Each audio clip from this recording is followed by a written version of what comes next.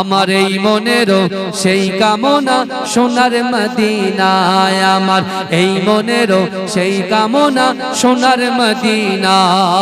মনের মাঝে আছো তুমি, মনের মাঝে আছো তুমি, কেন বোঝো না?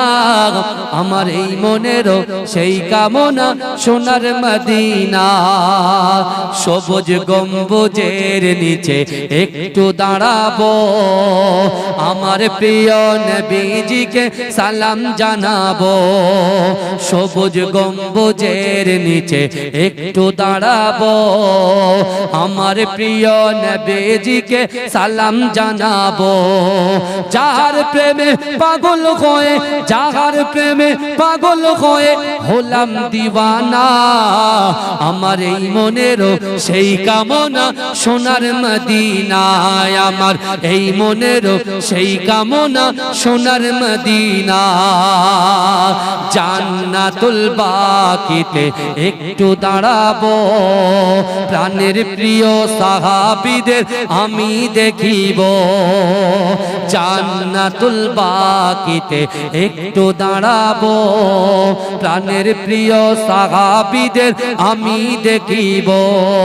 যাদের কথা পড়লে মনে, যাদের কথা পড়লে মনে কান্না থামে না, আমার এই মনেরও সেই কামনা সোনার মদিনায়, আমার এই মনেরও সেই কামনা সোনার মদিনা।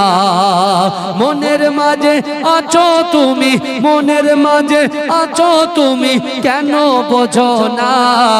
আমার এই মনেরও সেই কামনা সোনার মদিনা। জন্মভূমিতে মন আর যে টিকে না, পাখি হলে উড়ে যেতাম সোনার মদিনা। জন্মভূমিতে মন আর যে টিকে না, পাখি হলে উড়ে যেতাম সোনার মদিনায়।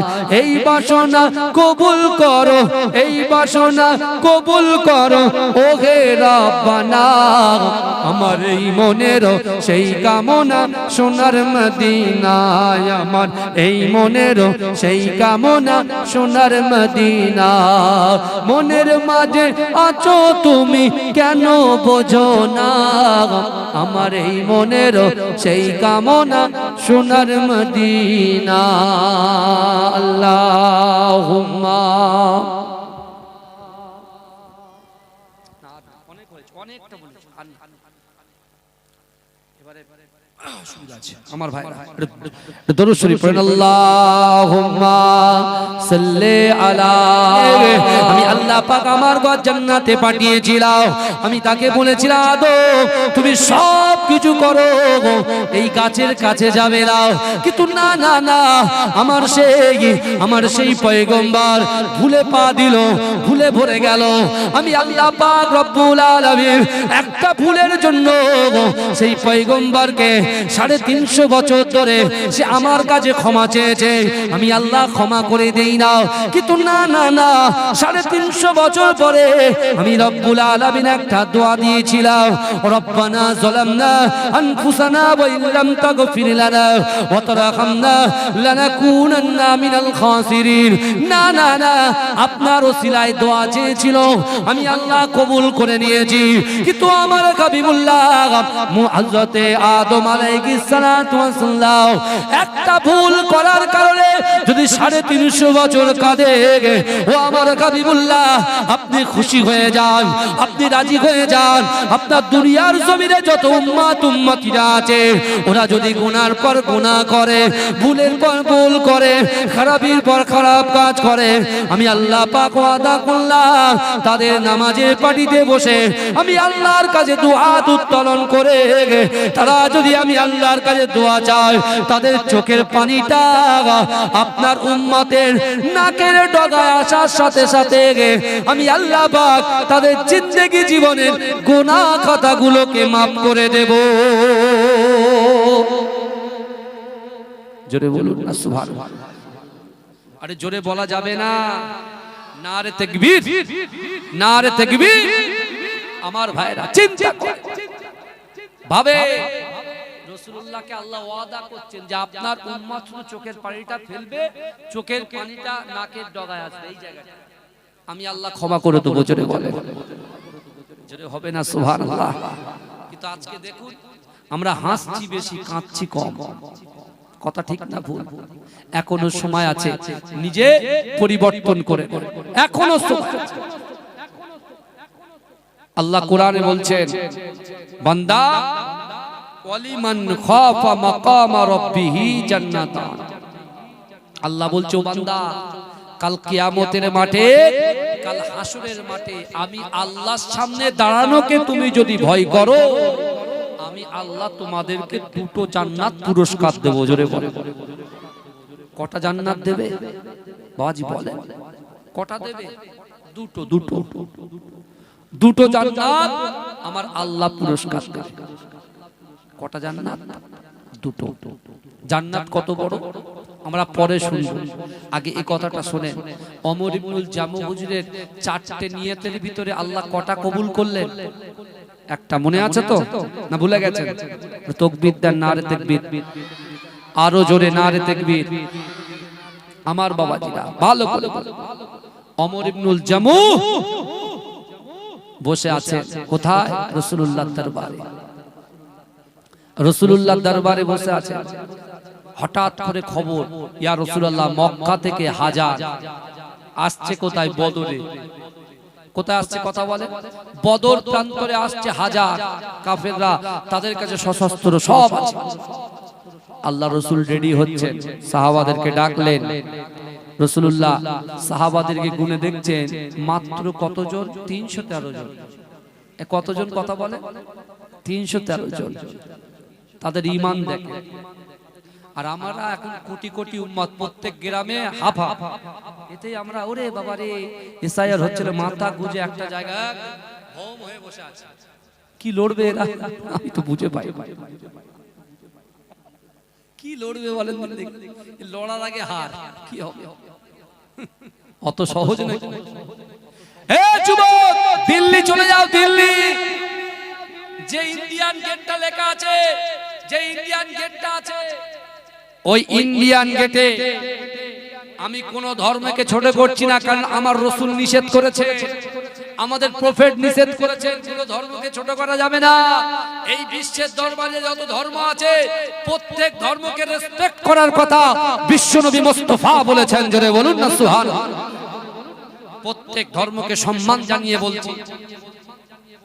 ওই ইন্ডিয়ান গেটে যত শহীদের নাম লেখা আছে, জাতি ধর্ম বর্ণ নির্বিশেষে সবার থেকে নাম কিন্তু মুসলমানদের বেশি। জোরে বলে, জোরে বলবেন না?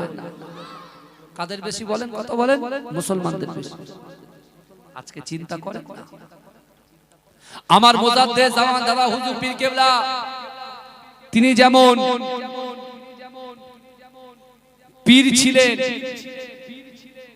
মুজাদ্দেদ জামান ছিলেন, আবার যখন ভারত বিরোধী আন্দোলন অন্য অন্য বিষয় যখন আসতো, তিনি তখন বীর হয়ে যেতেন। জোরে বলুন না সুবহানাল্লাহ। জোরে বলবেন না? কি হয়ে যেতেন বলেন? বীর হয়ে যেতেন। অত সহজ নয়। আজকে অনেকে তাচ্ছিল্য করে ইসলামকে নিয়ে, বলছে ইসলাম নাকি জোর করে মুসলমান, আমার রাসূলুল্লাহ নাকি জোর করে ইসলামের মধ্যে মানুষকে দাখিল করেছে, ভয় দেখিয়ে, জাদু করে। বলবেন না নাউজুবিল্লাহ? ইসলামের মধ্যে দাখিল হয়েছে আমার রাসূলুল্লাহর ব্যবহার, আচার আচরণ, নম্রতা, ভদ্রতা, হৃদ্রতা, আমার রাসূল পাকের আকায়ে মাওলার সুন্দর ব্যবহারে মানুষ মুগ্ধ হয়ে দলে দলে ইসলামে প্রবেশ করেছে। জোরে বলুন। আর যারা কোরআন নিয়ে টানাটানি করছে, আমি তাদেরকে বলছি, ভাই কোরআন তোদের জন্য। এ কথা ঠিক না? কোরআন কি মুসলমানের জন্য? কোরআন সবার জন্য। প্রত্যেকটা ধর্মের যেমন একটা গাইডলাইন আছে, এই প্রত্যেক ধর্মের গাইডলাইন নেই? আমার হিন্দু ভাইদের গীতা আছে তো, নাকি? কথা বলে না? আমরা গীতাকে কোনোদিন অপমান করেছি? গীতাকে অপমান করেছি? তাদের ধর্মের গাইডলাইন তারা পালন করবে। কোরআন মুসলমানদের গাইডলাইন, আমাদের যে কোরআন, এই আজকে দুটো তাজ পুরানো হবে মাথায়, দুই ছেলেকে, আর গর্বে আপনাদের মন ভরে যাবে।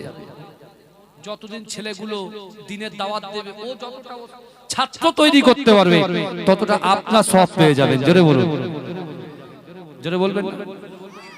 আমার বাবাজিরা অত সহজ নয়, চিন্তা করেন। তাহলে আমাদের গাইডলাইন পবিত্র আল কোরআন। এই কোরআন সবার জন্য, কিন্তু কোরআন আমরা মুসলমান যখন ছুঁই আমরা পাক পবিত্র হয়ে ছুঁই। কথা বলুন, এই কথা বলেন।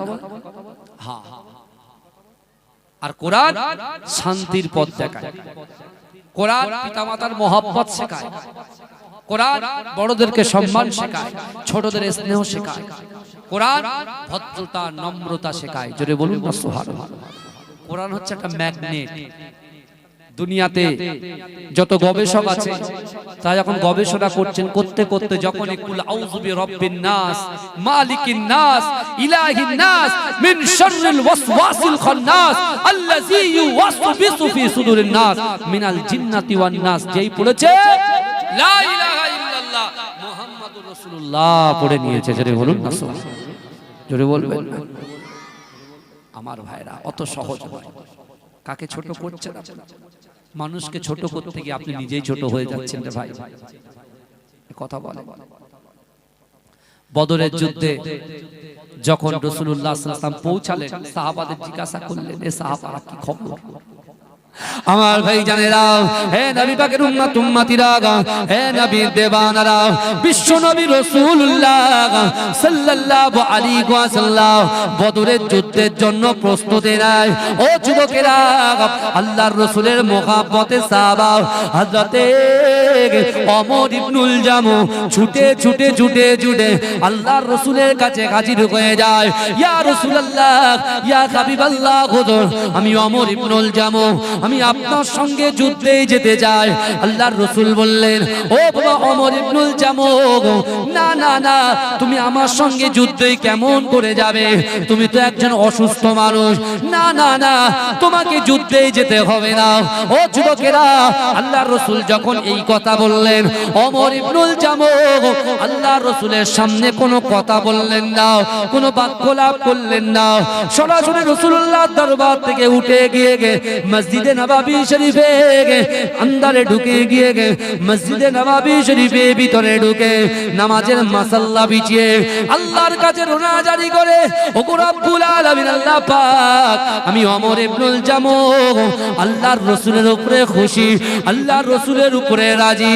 না না না, আমার রাসূল যাতে খুশি আমি ওমর ইবনুল জামু তাতে খুশি।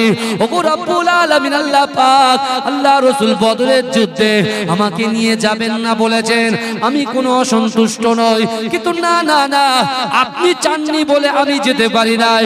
ওগো রব্বুল আলামিন আল্লাহ পাক, আমি ওমর ইবনুল জামুর মনের খয়েশ, মনের ইচ্ছা আল্লাহর রাসূল জানো বদরের যুদ্ধে জয়ী হয়ে যায়।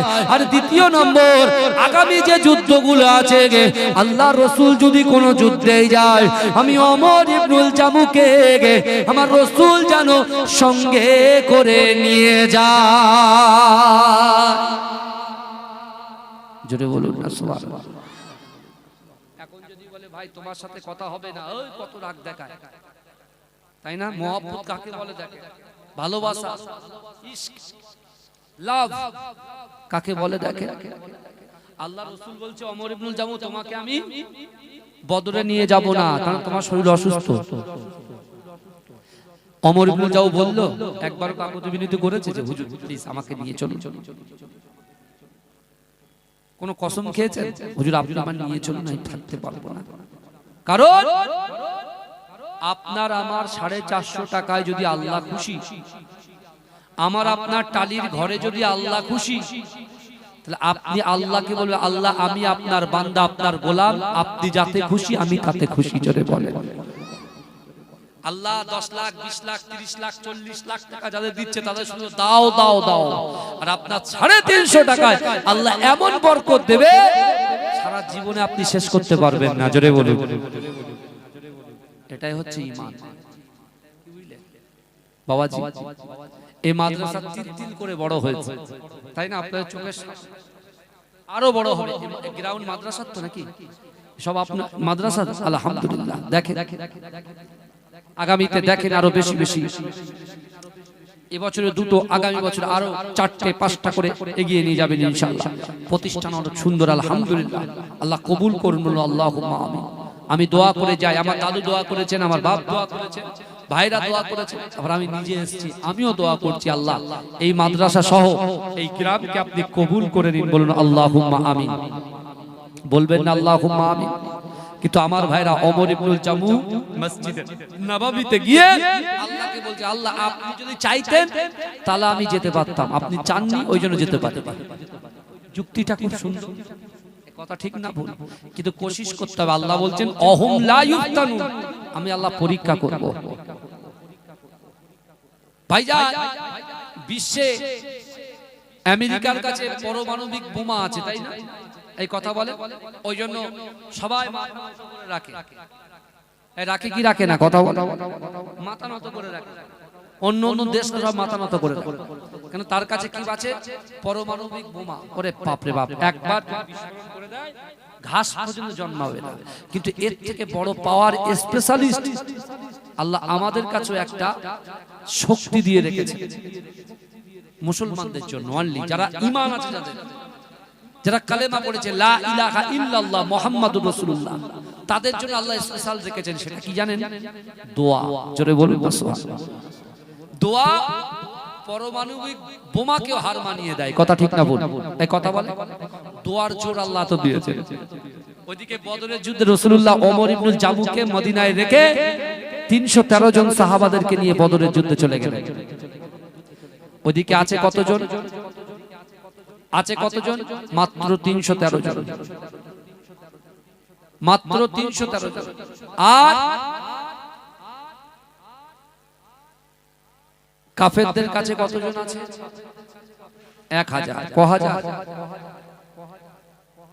আল্লাহ রাসূল সাল্লাল্লাহু আলাইহি ওয়াসাল্লাম জিজ্ঞাসা করছে সাহাবারা, ওদের হাতে কি আছে? বলে হুজুর ওদের হাতে অস্ত্র শস্ত্র, ঘোড়া, উট সব আছে। বলে আমাদের কাছে কি আছে? বলে আমাদের কাছে শুধু খেজুরের ডাল আছে। কি আছে বলে? খেজুরের ডাল। বুঝতে পারছেন? আর এখন কি আছে বলেন তো আমাদের কাছে?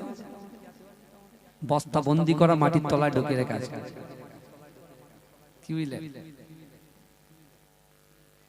আমার বাবা খেজুরের ডাল। আল্লাহ রাসূল সাল্লাল্লাহু আলাইহি ওয়াসাল্লাম সাহাবারা বলছেন, ইয়া রাসূলুল্লাহ, পুরো হাজার আমরা। আর ইবলিস শয়তান, চাচতো ভাইয়ের, খালাতো ভাইয়ের, মামাতো ভাই, এত ও ইবলিস শয়তান এই মানুষকে কি করে জানেন?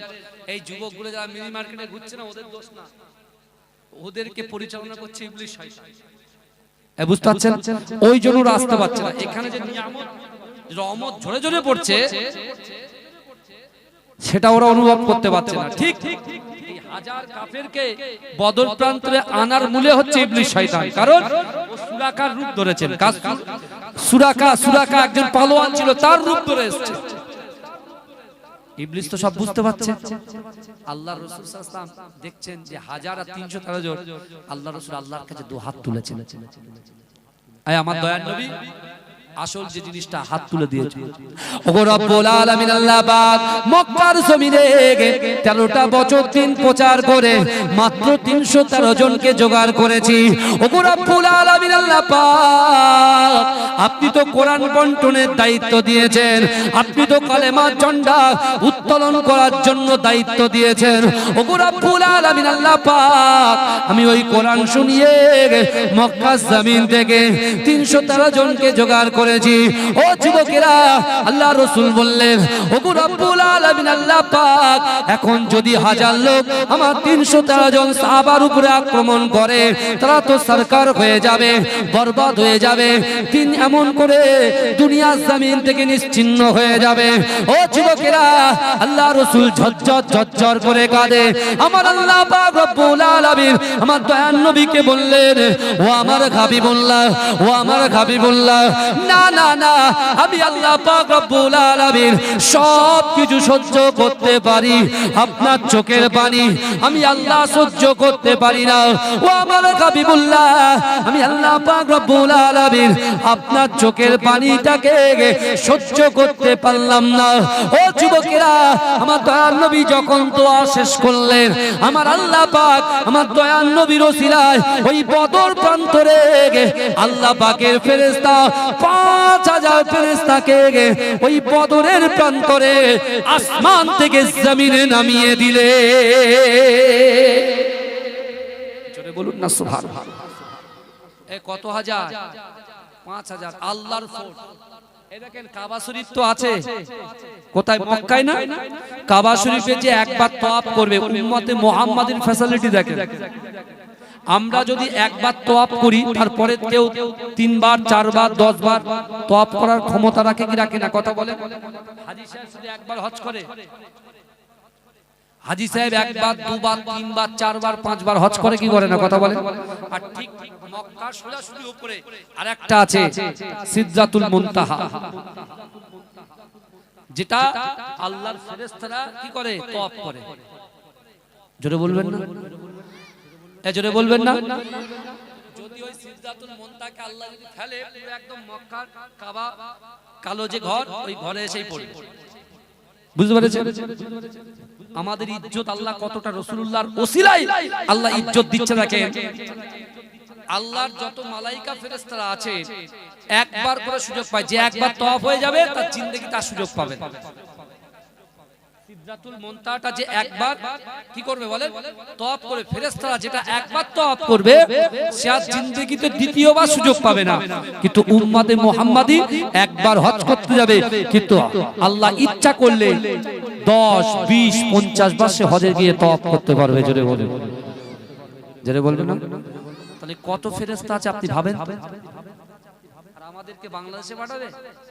হ্যাঁ, দিল্লির বাবু ভালো করে বাংলা বলতে পারে না, আর বাংলার লোককে সাইজ করার জন্য বড় বড় লেকচার মারবে, তাই না? অত সহজ না। ধরে ধরে একটা কওমকে তুমি ছোট করার চেষ্টা করছো। ভাই ভয় লাগছে? এই কথা বলে ইজা জা আজালহু লা ইস্তাখিরুনা সাআতাও ওয়া লা ইস্তাকদিমুন। মৃত্যু যখন আসবে, কেউ ধরে রাখতে পারবে না। মা চাচতো ভাই, মামাতো ভাই, ফুফুতো ভাই, কেউ থাকবে না, সব পালাবে। আর এই পৃথিবীতে আসার সিরিয়াল আছে বা যাবার কি কোনো সিরিয়াল আছে? এই কথা বলেন তো। কোরআনে আয়াত পড়ে শোনালাম, ইয়া আইয়ুহাল্লাযিনা আমানুত্তাকুল্লাহ। ভয় করব কাকে? মাথা করব কার কাছে? চাইবো কার কাছে? ইজ্জত দেওয়ার মালিক কে? ইলম দেওয়ার মালিক কে? হাফেজে কোরআন বানানোর মালিক কে? মুহাদ্দিস মুহাক্কিক সাইকুল হাদিস বানানোর মালিক কে? আপনি বড় হাফেজ হলেন, বড় মুহাদ্দিস হলেন, মুহাক্কিক হলেন, আপনার ভিতরে শুধু রিয়া, অহংকার গিজগিজ গিজগিজ করছে। ওই ইলমের কোনো দাম। গতকাল রজনীতে আল্লাহ পাক এক শ্রেণীর মানুষের দোয়া কবুল করবেন না, যার ভিতরে হাসাদ আছে, হিংসা আছে। যে হিংসা করে, মানুষকে ভালো চোখে দেখতে পারে না, সে বলে আমি জীবনে 1 নম্বর, আমি বেস্ট, আমি সবথেকে ভালো। লোককে সে ভালো বলতে চায় না। ভাইজান, যদি আপনার রুজি রোজগারে বরকত চান, ইজ্জত চান, সম্মান চান, তাহলে কি করবেন? তাহলে কি করবে? আপনি দুনিয়ার জমিনে মানুষকে ক্ষমা করে দেবেন, আল্লাহ আপনাকে আসমানের উপরে ক্ষমা করে দেবে। জোরে বলুন সুবহানাল্লাহ। আল্লাহ পাক যখন বদর প্রান্তরে 5000 ফেরেশতাকে নামিয়ে দিলেন, জাবালে মালাইকা, বাবাজি মক্কা মদিনায় যত পাহাড় আছে সব হচ্ছে পাথরের পাহাড়, আর জাবালে মালাইকা যেটা আছে বদর প্রান্তরে, সেটা চামড়া চোখে দেখে এসেছে 18 সালে। ধুলোর পাহাড় বানিয়ে দিয়েছে আল্লাহ। জোরে বলুন কিসের পাহাড়? পুরো হাজী সাহেবরা অনেকে আছেন, জিজ্ঞেস করেন বলে দেবে। পুরো ধুলোর মতো, একদম গুঁড়ো ধুলোর মতো পাহাড়। আল্লাহ পাক কি করলেন?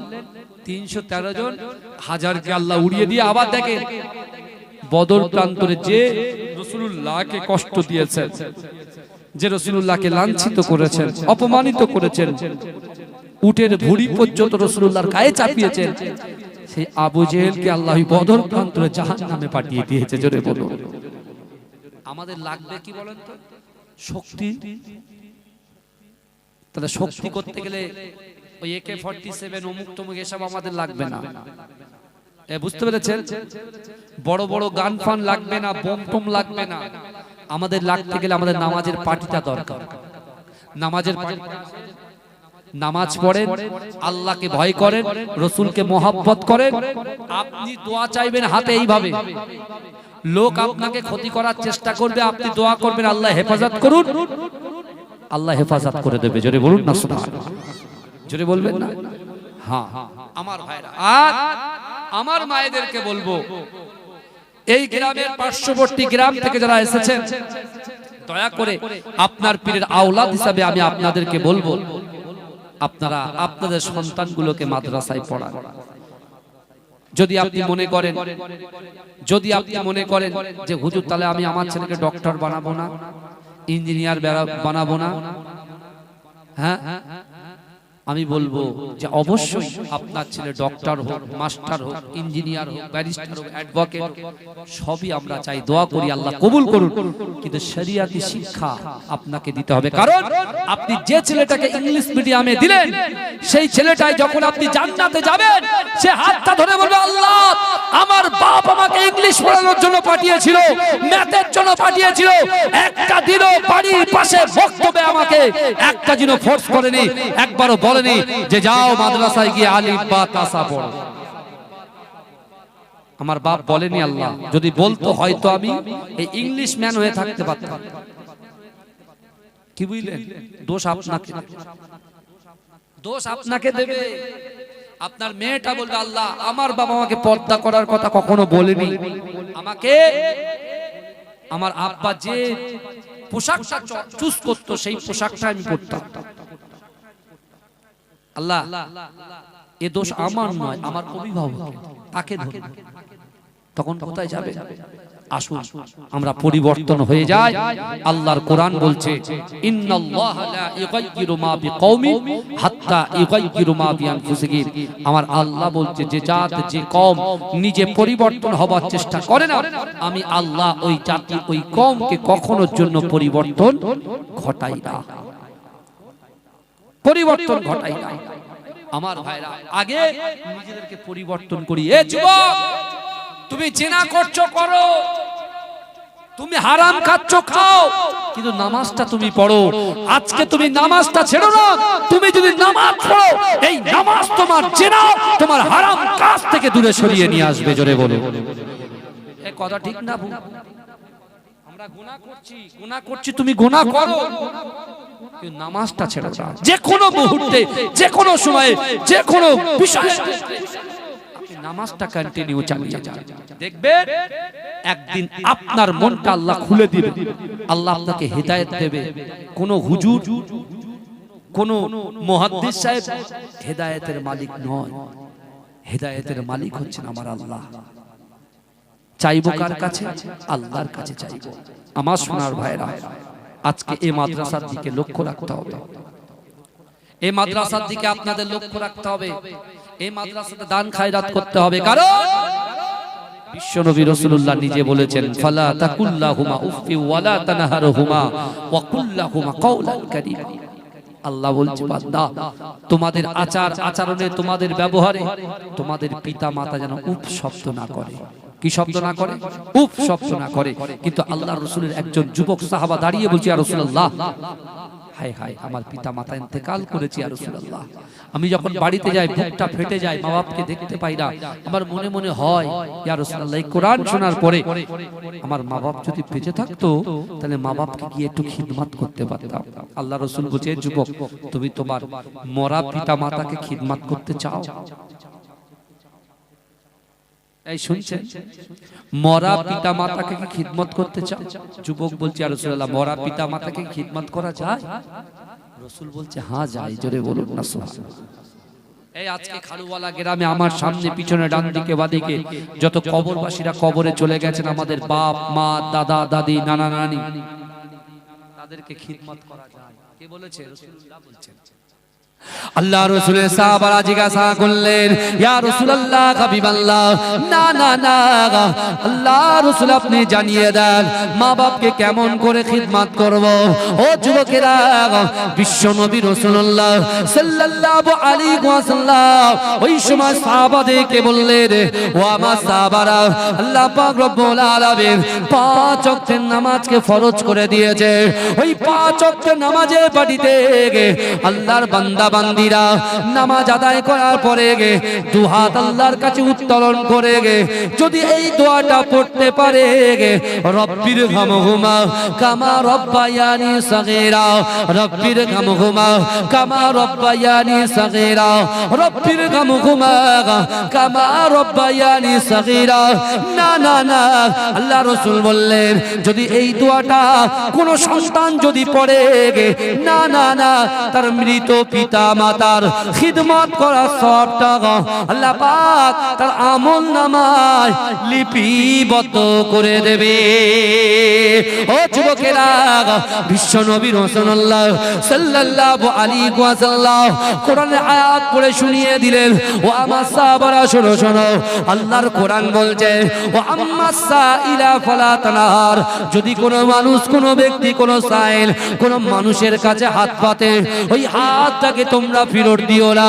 ও যুবকেরা, ও আমার আম্মা জনপুনেরা, আল্লাহ পাক যে গচ্ছিত সম্পদ দিয়েছে, অর্থ দিয়েছে, সম্পদ দিয়েছে, ব্যবসা বাণিজ্য দিয়েছে, ওই ব্যবসা বাণিজ্যের অর্থের ভিতর থেকে কিছু পয়সা, কিছু টাকা যদি আপনি সাদকা করে দেন, দান করে দেন, মাদ্রাসায় দিয়ে দেন, এতিমের খাওয়ার জন্য দিয়ে দেন, আল্লাহ রাসূল বলছে এই দানটা করার সাথে সাথে তোমার মৃত পিতা মাতার খিদমত করার সওয়াবটা আল্লাহ পাক তোমাদের আমলনামায় লিপিবদ্ধ করে দেবে। জোরে বলুন না সুবহানাল্লাহ। আজকে এত সুন্দর, এত বড় একটা প্রতিষ্ঠান,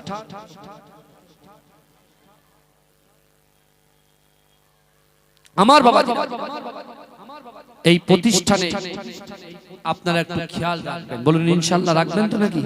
এই কথা বলেন, এটা দরুদ শরীফ পড়েন, আল্লাহুম্মা সাল্লি আলা।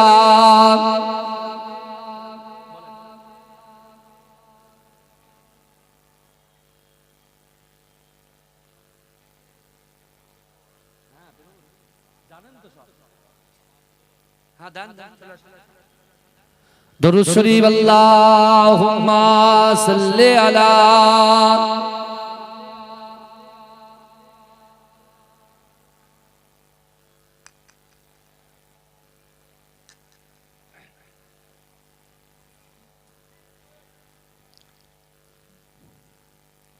আমার বাবাজিরা, ভাই,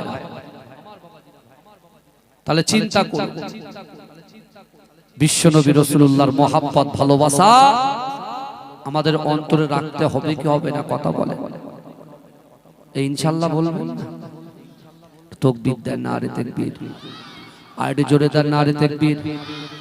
এখনই পাগড়ি প্রদান হবে। আমার যে সকল ভাইরা বাইরের দিকে আছেন সব ভিতরে চলে আসেন। আপনাদের কষ্টের ফল, মেহনতের ফল আজকে প্রকাশ হবে। কি বুঝলেন? আমার এই মনেরও সেই কামনা, সোনার মদিনা। জোরে বলুন না সুবহানাল্লাহ। জোরে বলা যাবে না সুবহানাল্লাহ? আমার এই মনেরও সেই কামনা, সোনার মদিনায়। আমার এই মনেরও সেই কামনা, সোনার মদিনা। মনের মাঝে আছো তুমি, মনের মাঝে আছো তুমি, কেন বোঝো না? আমার এই মনেরও সেই কামনা, সোনার মদিনা। সবুজ গম্বুজের নিচে একটু দাঁড়াবো, আমার প্রিয় নবীজিকে সালাম জানাবো। সবুজ গম্বুজের নিচে একটু দাঁড়াবো, আমার প্রিয় নবীজিকে সালাম জানাবো। যাহার প্রেমে পাগল হয়ে, যাহার প্রেমে পাগল হয়ে হলাম দিওয়ানা। আমার এই মনেরও সেই কামনা, সোনার মদিনায়। আমার এই মনের সেই কামনা সোনার মদিনা জান্নাতুল বাকিতে একটু দাঁড়াবো প্রাণের প্রিয় সাহাবীদের আমি দেখিব জান্নাতুল বাকিতে একটু দাঁড়াবো প্রাণের প্রিয় সাহাবীদের আমি দেখিব যাদের কথা পড়লে মনে যাদের কথা পড়লে মনে কান্না থামে না আমার এই মনেরও সেই কামনা সোনার মদিনায় আমার এই মনেরও সেই কামনা সোনার মদিনা মনের মাঝে আছো তুমি মনের মাঝে আছো তুমি কেন বোঝো না আমার এই মনেরও সেই কামনা সোনার মদিনা জন্মভূমিতে মন আর যে টিকে না পাখি হলে উড়ে যেতাম সোনার মদিনা জন্মভূমিতে মন আর যে টিকে না পাখি হলে উড়ে যেতাম সোনার মদিনায় এই বাসনা কবুল করো এই বাসনা কবুল করো ওহে রব্বানা আমার এই মনেরও সেই কামনা সোনার মদিনায় আমার এই মনেরও সেই কামনা সোনার মদিনা মনের মাঝে আছো তুমি কেন বোঝো না আমার এই মনেরও সেই কামনা সোনার মদিনা আল্লাহুম্মা অনেকটা বলেছি আমার ভাই দরুদ শরীফ পড়েন আল্লাহুম্মা সাল্লি আলা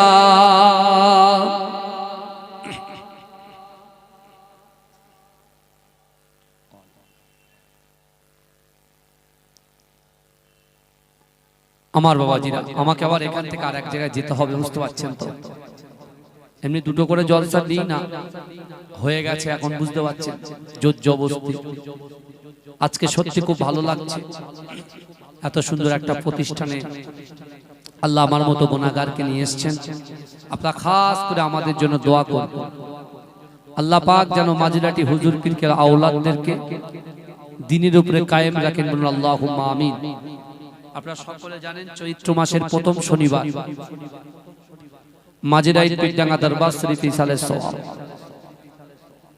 আর চৈত্র মাসের 22 তারিখ আন্দুলিয়া জালালিবাগ দরবার শরীফ খড়িবাড়ি আন্দুলিয়াতে ইসালের সওয়াব আমার সকল আপামর যুবক ভাইদের মুরব্বী চাচাজানদের বাবাজিদেরকে বলে গেলাম অবশ্যই আসবেন কেন মাজিরাটি আমার দাদা ভাই শুয়ে আছেন আর আন্দুলিয়া জালালিবাগ দরবার শরীফ আমার আব্বাজান শুয়ে আছেন একে হায়দার আলী হুজুর রহমাতুল্লাহ আলাইহি আল্লাহ তাআলা কবরকে নূর দিয়ে ভরে দিক সকল আল্লাহুম্মা আমিন।